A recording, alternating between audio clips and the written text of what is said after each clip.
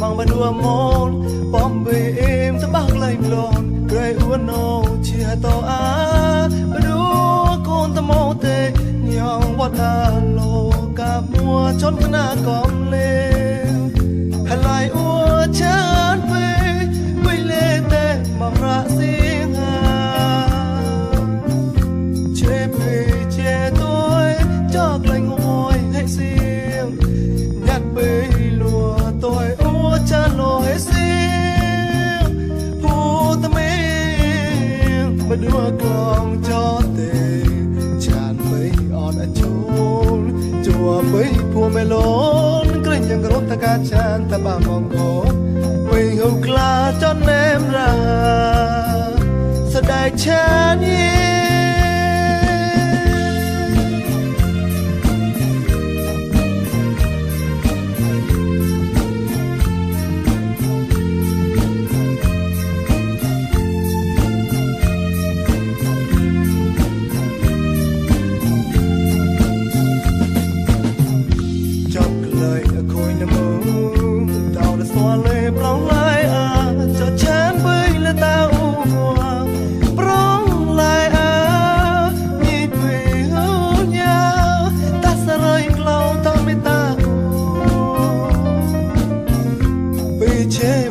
say mà đi đùa nhongไปกลัวเชกะnhongรักละเชงแลโกnhongซึ้งเชงแงจัดไปมันมาได้อาไปหูกะเลี้ยงร้องระหาแวะก้าวโนโกต้องมาในวัดวัวไปวัวตะลอยเธอก้าวหาชาแม่นูฉันแต่อาไป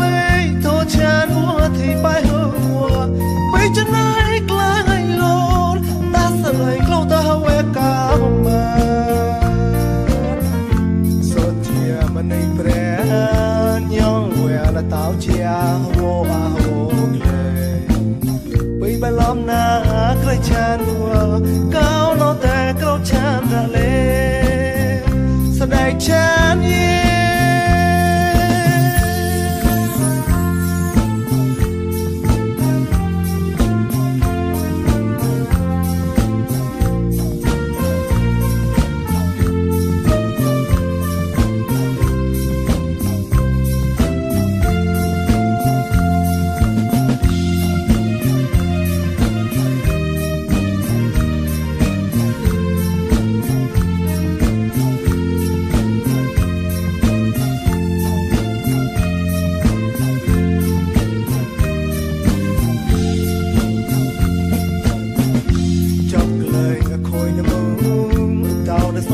prong lại à cho chán với là ta u